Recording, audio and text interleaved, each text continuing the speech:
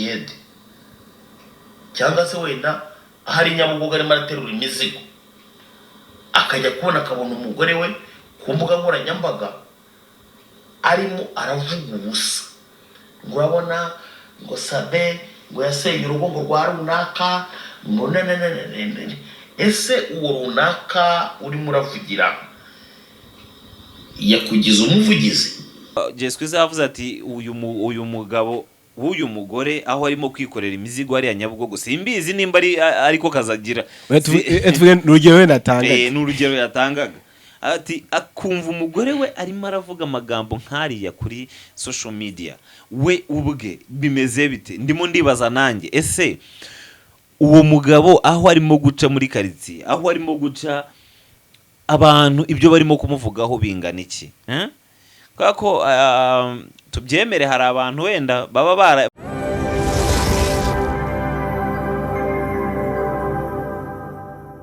wese wakoze subscribe kuri Large Empire ndetse na Trend 24/7 TV televiziyo imwe rukumbi cyangwa televiziyo zikomeza kukugezaho amakuru atandukanye entertainment ibintu bitandukanye bikomeza kugenda bivugirwa muri iyi mihanda ya Kigali ndetse n'ahandi hose ku isi. Waramutse cyane Olivier? Waramutse neza Frank? Meze gute? Meze neza gusa kiri kimwe cyambereye kibi byahatari. Ako none cyambereye cyiza nari ngiye kwikanga nago byose byahora ari bibi bimeze neza ariko nanone hari aho bitameze neza n'amakuru turi bugende tugarukaho umunsi ku wundi uko byagenze paka uno munsi tugiye kwinjira muri iyi weekend imeze neza cyane susurutse cyane amakuru arimo kuvugirwa hanze ahangaha urayumva ute? Frani nyene bamwe ndi kumva ni meza bamwe ngo barashyingiwe abandi bakoze amabidi abandi baraporopojwe ariko ngo ndi kumva nyinshi ngo ziri gusenyuka ubwo ntago ushaka kuzana ya Murungi Sabe turayagaruka reka duhere ku bukwe bwa Kiramani bwagenze neza cyane ni ubukwe bukomeje kuvugisha abantu kuri ino mihanda cyane cyane ku binyamakuru bitandukanye YouTube amateleviziyo atandukanye abanyamakuru batandukanye ibyamamare bitandukanye bikomeje kugenda bivugaho wowe wabibonye gute? Ariko hari amakuru numvishe ngo uwitwa Mitsutsu Nyagiso Aisha na Regis ngo bari abavumbyi bakuru ariko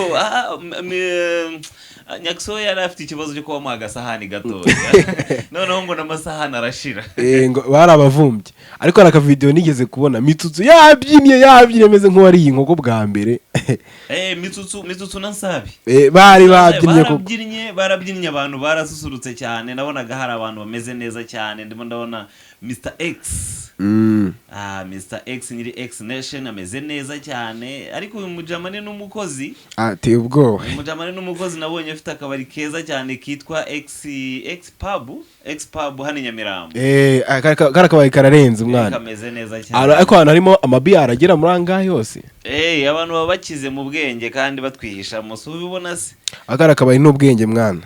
Hanyuma tugaruke inyuma gatoya wavuze ku bantu bateye amavi n'abantu bagize amabidi abo ni bande burimo kugenda baca ku ruhande tutaravuga amabidi n'ibiki byose katwivugire ku kiraro cyabaye hano i Nyamirambo kuri Hilton Hotel warubizi cha Large Empire harimo n'abana baboneyemo abakunzi kuko tutaramenye abagiye performinga neza bagiye babona tubeso ku ruhande byari byiza cyane kirori cyari giteguye neza cyane cyari kirimo impano zitandukanye harimo abakinnyi ba stand up comedy harimo ibyamamare bitandukanye byakomeje kugenda ibyamamare byari bije gutanga amanota harimo Ndimbati umusaza Ndimbati harimo Taikunda Hero abantu bamuzi muri za stand up comedy n'umunyamakuru wa Radio TV 10 hari hateganyijwe kuzamo cyamamare Syntaxi ariko yagize ikibazo kitamuturutseho habonetsemo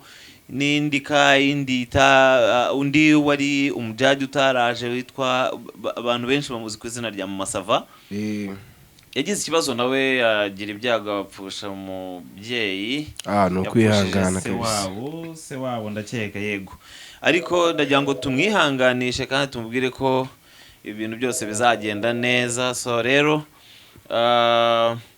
wenda tukiri aho ngaho reka tugaruke kuri tugaruke uko ikirori cyagenze nuko cyari giteguwe. Ikirori rero cyagenze neza. Ikirori cyatangiye saa 3:30 nibwo nabonye cyatangiye, ariko bari bitabiriye ari benshi. Cyacyo cyari kitabiriwe, gusa nabonyemo impano zitandukanye. Nabonyemo ngo Kigali Kids, Kigali Talent Kids, bano bazi kubyina. Nabonyemo abandi b'inyamirambo, mbonamo nabonye umuntu mukurikirana Large Empire neza, muzabonamo umuntu uzi kwactinga neza nk'umugore kandi ari umugabo. None hari yabifirinze fresh, yari yambaye na shanga. Ari ya bintu byarantunguye. Naje kumuganiza arambwira ati rero ino mihanda iteye ubwoba. Bamwe bafite umunwa wo kuvuga abandi, nibyo turaza kugarukaho. Abandi bafite umunwa wo guteranya abandi. Abandi bafite impano yo kwiruka, abandi bafite impano yo gukina umupira w'amaguru cyangwa se basket n'undi wose. Akusinge mfitiye impano. Uriya mwana rero ngiye yarantunguye. Oya, uriya mwana nanjye yarankomye kabisa. Uriya mwana afite impano iri hejuru. Harimo n'undi noneho uterura agafuka kasima kagaterurisha amenyo. Urati ubwo. No, yaterurisha amenyo agafuka kasima. Hanyuma amaze gupresenta inuza ye impano ye, agiye kuva kuri stage, noneho guteruza amaboko abiri agashyira ku mutwe. Mbona imbaraga zo kugateruza amaboko abiri agashyira ku mutwe ari nkeya paraporo y'imbaraga namubonanye zo guteruza umufuka sima. Biya bintu byarancanze cyane. Ntiwamenya ngo ziriya mbaraga ziva hehe. None se Rutambi ko yirirwa tubeshya ngo ni umusore yaruturiya. Ahubwo se ikibazo umurebye physical appearance ni mutoya, nta mbaraga nyinshi afite ntacyo, ariko ziriya mbaraga zo guterura agafuka kasima n'amenyo ni ibintu byakomeje kutugora cyane kugira ngo tubyizere. Ariko anyway, reka nitubitindeho cyane, reka tukore nk'abanyarukaho gatoya tugere ku nkuru iri hanze ahangaha imeze nabi, irimo kuvugisha abantu benshi batandukanye. Ndavuga uwo dufata nka role model abantu benshi bakoresha ibinyamakuru bya YouTube channel. Tumufata nka role model kubera yuko, ariko keretse abatemera bo ntago bemera, ariko jewe ubwanjye ndabyemera. Ndemera ko Sabe ari role model wacu. Umurungi Sabe akora mutipe ari unique. Uriya mutipe ari unique, ntabwo yiyemera ku bantu bashoboye kuganira nawe. Ikindi impamvu n'ibinyamakuru byinshi byahagurutse kumuvugaho nuko amakuru barimo kumuvugaho arimo kugaragara nkaho ari ugushaka kumusubiza hasi cyangwa kumuvugaho ibitari byo. Ariko reka tuvugishe ukuri, reka noneho natwe uyu munsi tugira icyo tubivugaho. Hari benshi bamuvuzeho, ndavuga mpere kuri Cheetah Magic yamuvuzeho kandi amuvuga ibi ntago ari ukumuvuga ibigwi, ahubwo yavuze ibiri byo 120%, niko nabivuga.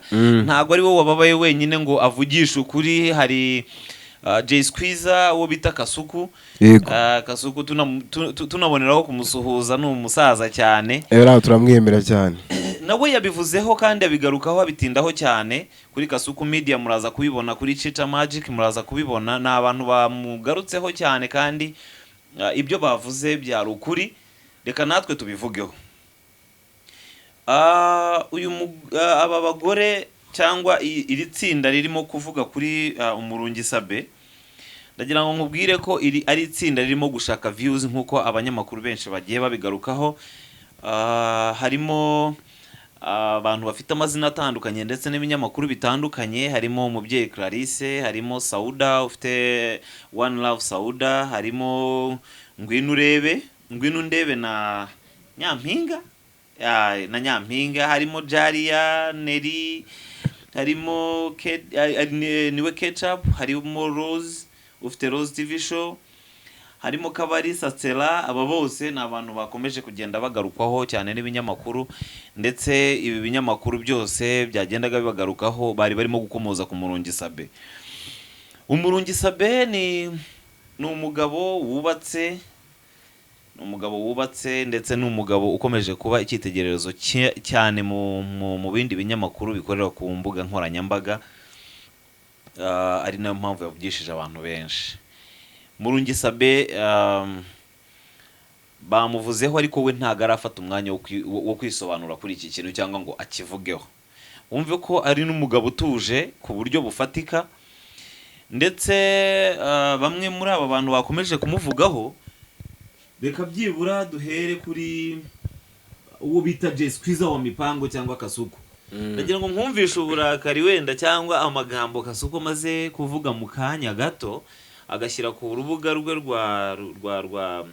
rwa YouTube, wumve amagambo avuze mu kanya gato, wumve n'icyo n'agahinda yabivuganye.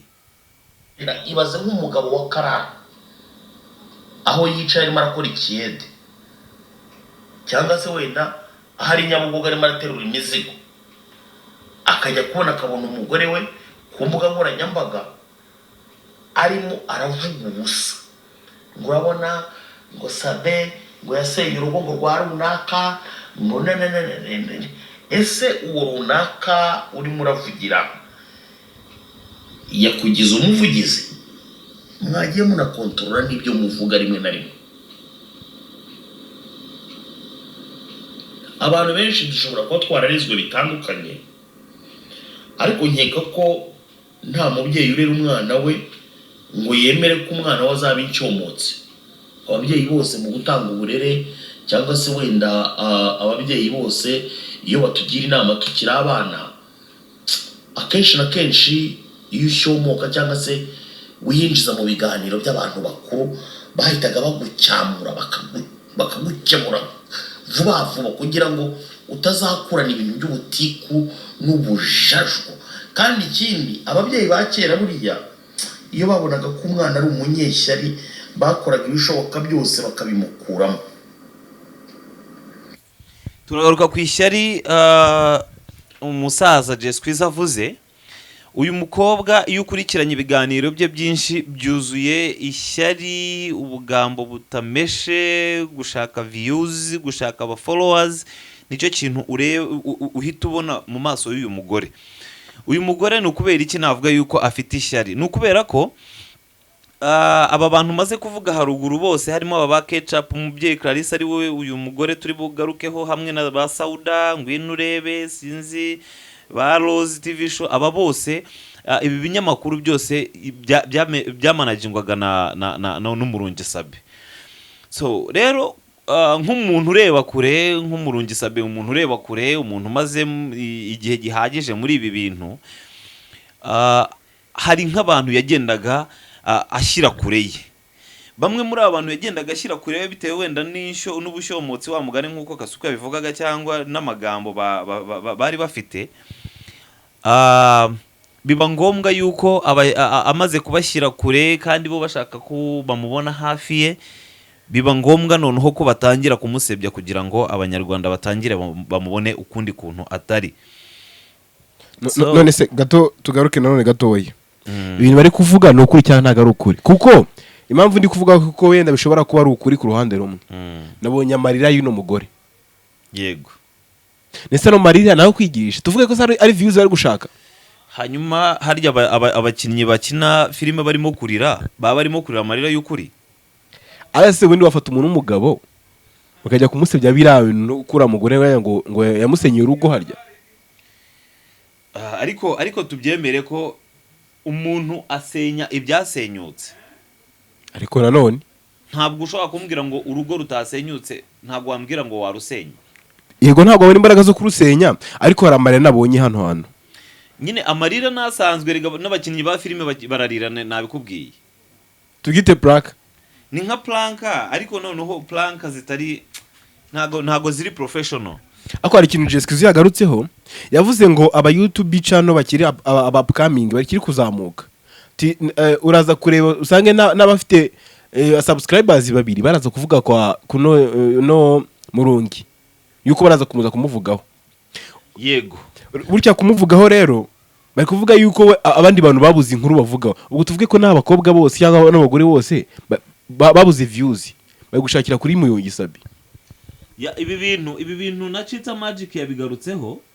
Na Chita yabigarutseho kandi Chita yanabivuza ababaye cyane kuko uribuka ko Chita Murungi Sabe ni parewe nawe yabagarutseho kandi abagarukaho uko bangana kose, bose yabavuzeho reka twumve ijwi ryacitaho gatoya umunota umwe hanyuma dukomeze nawe twumve icyo yabivuzeho n'abantu arimo kuvuga.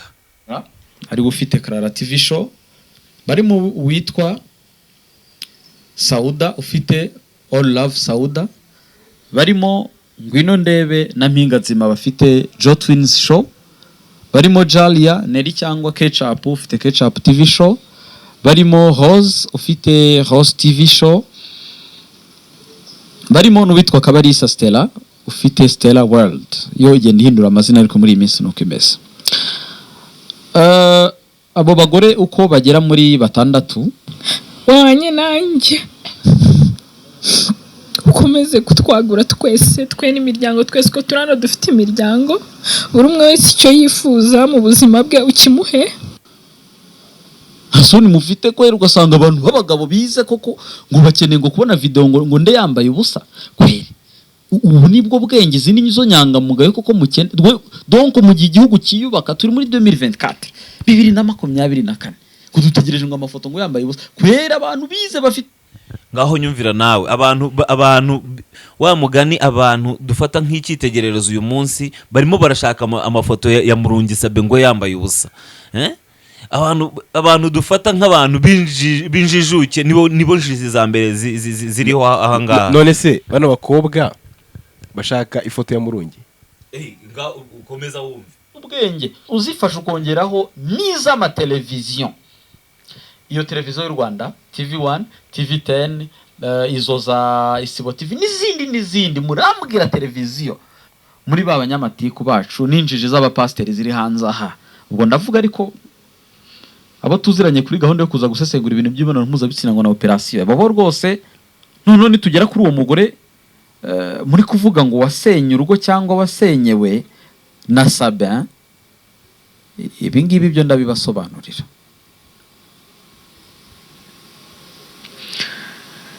Ukeneye telefoni uwo mwumvaga yari Cheetah Magic arimo kuvugana agahinda kenshi, arimo kubwira bamwe mu banyamakuru, bamwe mu bapasteri basesengura ibintu by'imibonano mpuzabitsina kandi ari abapasteri, bamwe mu binyamakuru birimo gukenera za views cyane hanze aha ngaha ko abantu akazi karabuze basigaye barihangiye imirimo yo kuvuga ibyo nakwita nk'aho ari ubusa.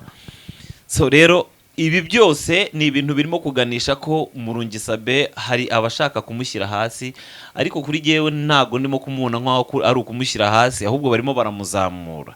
Impamvu mvuga ko ari ukumuzamura ni iyihe Olivier?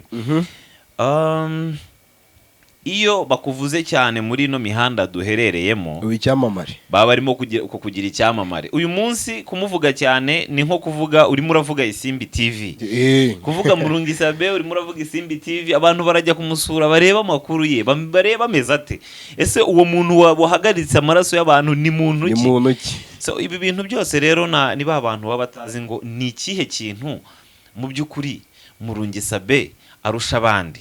Njewe ndabyemera ko Murungi Sabe araturusha platform nini, afite platform nini. Ega no mu legend ma bino bintu. Nukuvuga abantu iyo bavuze YouTube channel abenshi bumva Isimbi TV, bumva Cheetah Magic, bumva hari ibinyamakuru hano natwe ubwacu twemera. Na za Irene. Hari ba Irene muri Ndahabi n'abantu b'abagabo cyane kandi tuzi neza yuko bafite izina, kandi bariharaniye. Ntago ari umuntu wapfuye guhaguruka ngo uno munsi yazamutse kubera yuko nta kintu yakoze. No, barakoze, bamaze gukora baramenyekana, uyu munsi abantu baba respect kubera yuko barakoze nyine, ariko bakoze ibizima. Exactly, bakoze ibizima. Kuba rero barakoze ibizima uyu munsi rimwe na rimwe nibyo abantu bazira. Umuntu arimo arazira kuba yarakoze ibintu bikabera isomo abandi. Ariko hari ikintu Jessica yagarutseho yabatse nukuri ki nta munyamakuru wifashe ngavuga ng'akarere akangaka tuvugenda bakoze umuganda akaburera bakoze umuganda neza tujye kubasura tubakoreye inkuru wenda, ariko bagafata nk'umuntu yenda wagize kugira icyo kivunikiye bagatangira ngo kumushyira hasi nyine ngo bamwandagaze. Impamvu y'ibi ngibi ni ukubera iterambere. Buri umuntu wari we wese uzagera ku iterambere cyangwa uzatangira gukabakaba ku ntsinzi uwo ari we wese ntabwo azabura abantu bamwataka, bamwanjama, bamutuka, bamuvuga nabi. Uzarebe uyu munsi turimo turishimira wenda ibyo u Rwanda rugezeho. Yes. Turimo turabyishimira kubera yuko ibi bintu hari ababiharaniye kugira ngo bigerweho. Dufite igihugu kiyobowe neza, abayobozi bacu bameze neza. Noneho umuyobozi wacu mukuru ndavuga His Excellency. Yes.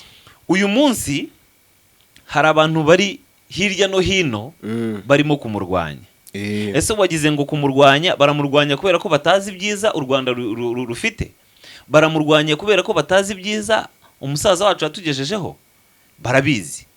Ahubwo impamvu baturwanya ni ukubera yuko bashaka kudusubiza inyuma hahandi twaturutse. Iyo bashaka kudusubiza aho twaturutse rero, naho hantu bahera bashaka kugira ngo nukutunetraliza, bashaka kugira ngo batumaremo za mbaraga dufite, bwa bumenyi turimo guhabwa n'igihugu, bwa bushobozi turimo guhabwa n'igihugu, byose bagashaka kugira ngo babanze babitwambure, badusubize inyuma. None nimamara kudusubiza inyuma n'umusaza wacu acika intege. Ariko bikabananira. Iyo bibananiye usanga barimo kugenda bifatanya. Umwe ari mu Faransa, undi ari mu Bubiligi, undi ari hehe, bagafatanya imbaraga kugira ngo badusubize hasi. Bikanga. Iyo byanze rero bahora bavuga, ariko bakavuga bazi yuko yego ntihabura bamwe na bamwe bagenda. Ariko basigara bahagaze kuri rya jambo ryabo. Yes. Na wa murava wabo. So ibingibi rero wenda icyo nabwira Sabe, ntago bazabura kukuvuga mu gihe urimo gutera imbere. Erega ntarwo yabura intambara mu gihe ntabwo bazabura kugaragaza defo zawe. Even hari n'abazafata telefone, bazafata machine bakajya kumara icyumweru cyose barimo ku editing ifoto ya Murungi Sabe, bamukuraho bafata abakinnyi ba prono bagabakuraho imitwe yabo bagashyiraho iya Sabe, bazangambika n'amapingu bamujyana muri gereza. Hari n'abazamwambika amapingu bakamujyana muri gereza, hari n'abazamutuka, kuko nta muntu ukundwa na bose. Ariko se Fra, no tugaruke inyuma gatoya. Si byari bikwiriye yuko urugo rwasenyutse barushyira ku mbuga nkoranyambaga? Biterwa na intention yabo, biterwa n'icyo bashaka kugera. Ariko se tuvuge n'umuntu ahereye mu wa mbere muri Guardian, yiga arangije kaminuza, afashe urugo rwe, sibyo? Tuvuge yenda yuko ari urugo rwe, agiye kubiseka ku mbuga nkoranyambaga. Ese uwo mwana afite azazamuka avuga ngo iki? Ariko se ikibazo nanone ndimo ndibaza, uyu Clara ufite Clara TV, uyu Clara TV show, ubu koko uyu Clara yarize? Tugiye kumanza kumushakira mu mashuri, ubundi bwo yarize? Ese niba yarize ubundi bwo yize? Ariko hari akantu Jesquiza yavuze, avuze ngo ufashe Umurungi Sabe ukamuhagarika hariya, ugafata Clara nawe ukamuhagarika hariya, warangiza ugafata umwana witurukiye icyangugu, ukaza ukawubwira uti muri aba bantu babiri nyerekamo skama ninde, nyerekamo umutekamutwe ninde, ngo nta wundi muntu ashaka kwereka usibye nde Clara. Kubera iki? Nese ubundi Clara ageze imbere ya Sabe yagaragara. Erega Sabe ikintu azira nuko yicisha bugufi, ikindi Sabe yima abantu. Noneho kwa kwiyima abantu kandi abantu bagushaka bakamugirira ishyari, bakugirira ishyari. Nukuvuga hano hari abantu bari mu ishyamba, hari ishyamba riri ahanga, hari abantu bita bakunda kwita inyeshyamba. Nukuvuga hari abantu bagiriye ishyamba Sabe, ariko ntago bashobora kumusubiza inyuma, kuko umuntu usubira inyuma ni wa wundi ukwiha. Ariko wa wundi utarimo kukwemerera kukwiha neza ntago ashobora gusubira inyuma. Ubwo tuvuge ko bano bakobwa ari inama bakoze imeze nki, tuvuge ko wenda nabahige ariko babuze icyo bahiga, bavuga ati twagihize nyine kiraducika ariko twabonye aho kiba. Erega ikibazo gihari gikomeye. Erega iyo ubonye ahantu ushobora gukura umugati, hanyuma ugomba kuguha umugati akakwereka yuko bigoranye, birimo kugorana ko uwo mugati uri buhite ubona ako kanya, hari igihe bishobora kugutera ikibazo. Kuko urumva nimba Sabe ari we wa managingaga aya ma YouTube channel uko arangahe, akaba atarimo kwiyegereza uyu Clara ufite Clara TV show, akaba atarimo kumwiyegereza, ntago byamubuza kugira ishyari kandi abona wenda hari abandi arimo gusupportinga, sibyo? urumva reka wenda Chita Magic yabivuze neza, urabizi ko uyu Umurungi Saberi ari parewe, yageza haravuga ati simbivugiye ko ari umuvandimwe, simbivugiye ko ari pare wanjye, nta n'ikindi kintu mbivugiye ko ndavuga ukuri, sibyo? Yes, kuri kujya hagaragara. Ikindi ndakeka ko ubu connection Sabe afite akenshi usanga ari abantu bamuhora, kuko n'uyu mugore urimo kuvuga gutya nawe rega yazamutse kubera kuvuga izina Sabe byonyine. Ubu nawe hari views yabonye kuri YouTube channel ye, hari subs yongereyeho, hari watching time yazamutse. Ibyo byose birimo birakorwa kubera yuko arimo kuvuga izina Sabe. Bivuge ko isimbi nubwo iri buzamuke, ariko n'uyu mugore arazamuka kubera ko yavuze nde Sabe. Yavuze Sabe. So urumva ko still nubundi Sabe umuvuzeho wese arimo arashaka kuzamuka, arimo ashaka views. So rero sinzi impamvu abantu barimo gukomeza gushaka kwica amazina y'abantu kubera views, kubera amafaranga, kubera ubuzima bariho. Kuko Jesquiza yavuze ati uyu mugabo w'uyu mugore aho arimo kwikorera imizigo ari ya Nyabugogo, simbizi nimba ariko kazagira. Urugero natangaga. N'urugero yatangaga ati akumva umugore we arimo aravuga amagambo nk'ariya kuri social media, we ubwe bimeze bite? Ndimo ndibaza nanjye, ese uwo mugabo aho arimo guca muri quartier, aho arimo guca abantu ibyo barimo kumuvugaho bingana iki? Kako tubyemere hari abantu wenda baba bariyakiriye, ariko byanga byakunda sinumva ko uru rugo ruri bukomeze kugenda neza kubera Sabe. Erega Fra, YouTube cyane imeze nka stock. Wala stock yishizemo ibiboze, ntago wazabikuramo ari bizima. Yego. Ubwo rero niba uwibye ikintu kibi kuri YouTube channel, menya yuko no mu myaka 1000 bizagukurikirana. Ntago stock washyiramo ishyimbo biboze ngo ugende ujye gukuramo bya bishyimbo ngo usange byarabaye bizima. Yega ari gushaka views, ako se mu buryo bikwiye. Ntago bukwiye. None se nazbishaka mu buryo bukwiye biraza kumukundira. Ariko nabonye kano gatsinda karakoze inama, kuko kicaye hamwe banasenze. Wumvishije isengesho bateye? Banasenze. Bateye isengesho kabisa, ndavuga ni ndemeye noneho. Ntago narimbenyereye kubona abantu bashobora gukora inama bakanasenga, ariko inama nkaziriya bakanasenga, ariko ntacyo Chita yababwije ukuri ati abasaza, abagabo nkamwe, abapasteri nkamwe.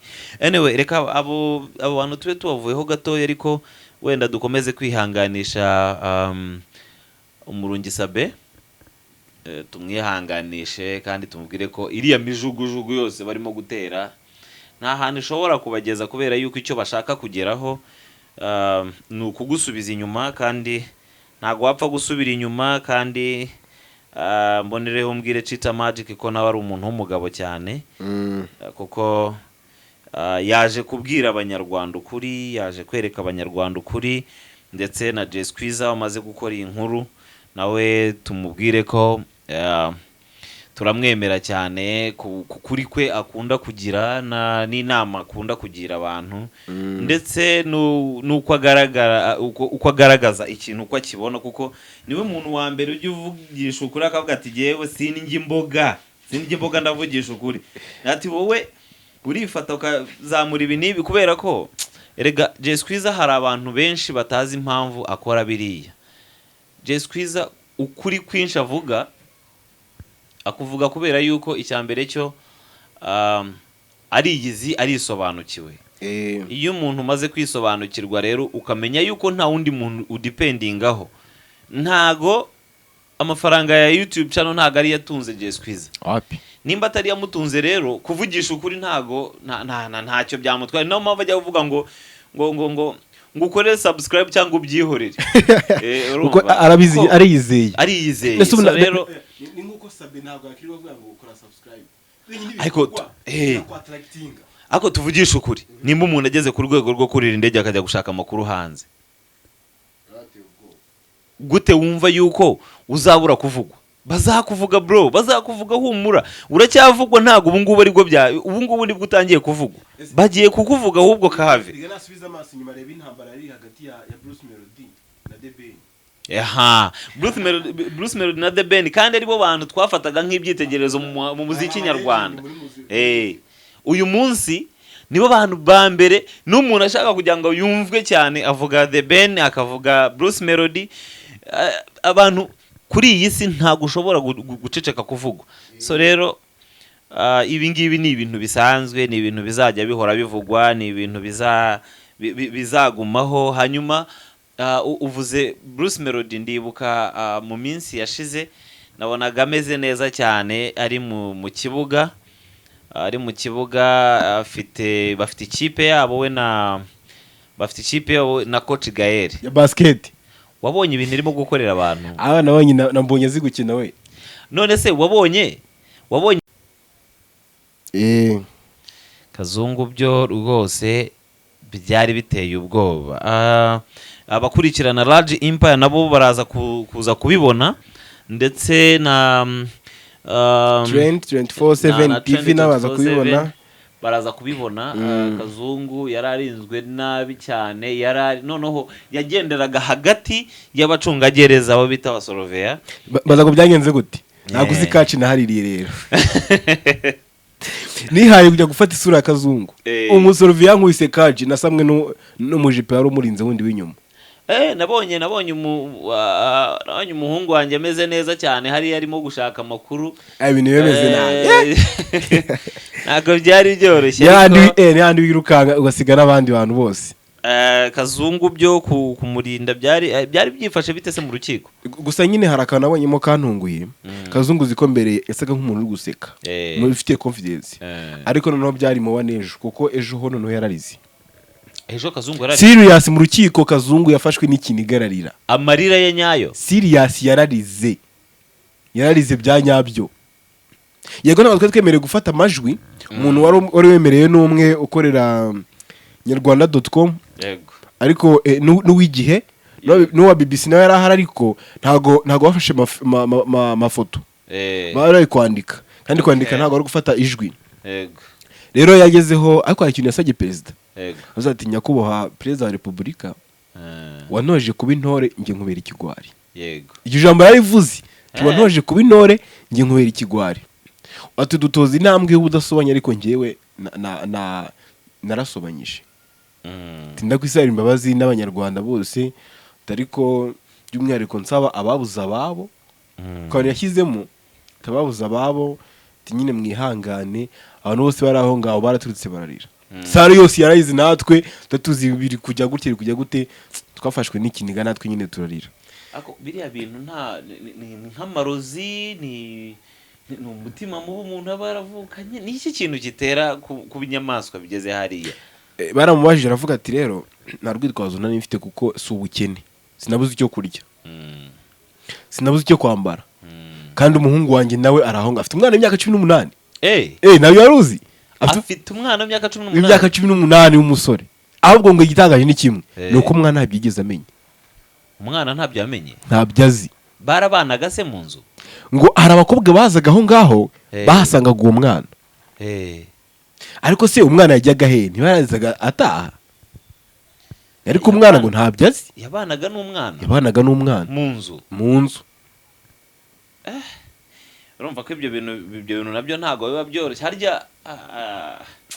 Hari ibintu umuntu yumva kumva ntago biba bisanzwe, kumva ko ushobora kubana n'umuntu ntamenye amakuru yawe yose, ngo amenye ngo ese ibi bintu wabibwiwe n'iki, cyangwa wabibwiwe nande, cyangwa se iki. Anyway, nidutinda kuri Kazungu dushobora kongera tukabyutsa amarangamutima y'abanyarwanda rimwe na rimwe, kubabara ariko nanone twongera kwihanganisha n'ababuza ababo, ko Imana irahari kandi Imana irahora. Niko babivuga, kandi nawe arimo araryozwa ibyo yakoze. Yes, ndarikira abanyarwanda rero kuza gukomeza gukurikirana Trend 24/7 TV ndetse na Large Empire TV. Amakuru yacu arakomeza kugenda caho gatanu ku kandi, ndetse mbifurize weekend nziza. ndetse na weekend yacu irabishyushye cyane. Hari amakuru tugenda twakira ahantu hirya no hino, ariko ntago turi bubamamarize uyu munsi, ntago turi bubivugemo, ariko hari ahantu hari bube hashyushye cyane muri weekend, cyane cyane za Remera, turagaruka za Gisozi, hari ahantu hameze neza uyu munsi.